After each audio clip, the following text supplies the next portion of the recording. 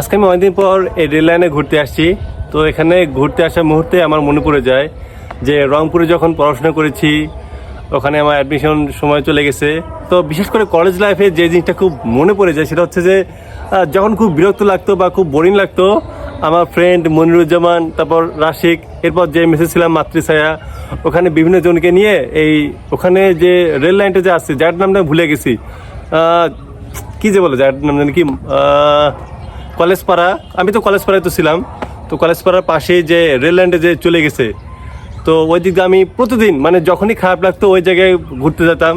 আমার আসলে অনেক অনেক ভালো লাগতো। এমন হয়েছে যে একদম মনটা খুবই খারাপ, এমন একটা জায়গায় যাব যেখানে গিয়ে একটু কান্নাকাটি করব বা নিজে একটু শোকাহত হব। খুব মনে পড়ে যায় আসলে সেই দিনগুলোর কথা, বিশেষ করে রাশিক এবং মনিরের কথা। ওরা হচ্ছে আমার সবচেয়ে ক্লোজ বন্ধু ছিল, খুবই কাছের।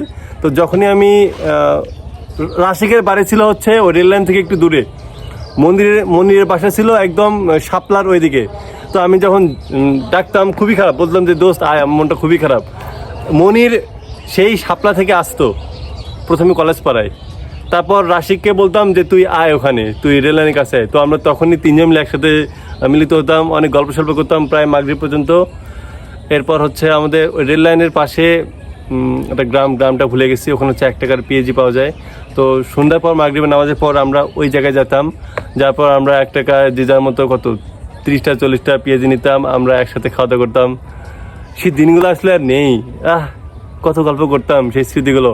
সো আমি আমার বন্ধুদেরকে আসলে অনেক অনেক মিস করতেছি, বিশেষ করে রাশিক, অলিউল্লাহ ছিল, ওকেও মিস করি। তারপর আরও যে যার জন্য মনে হচ্ছে যে যেমন শিশির, শাহপরান শিশির, হয়তো দেখবে ভিডিওটা।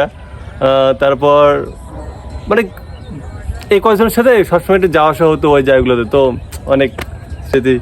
তো যাই আর কি, এখানে আসার পর অনেক ভালো লাগলো। তো ভালোই লাগতেছে আসলে এরকম একটা জায়গায় আসছে। ও মাই গড, এখানে তো পড়ে গেলে শেষ। ওকে।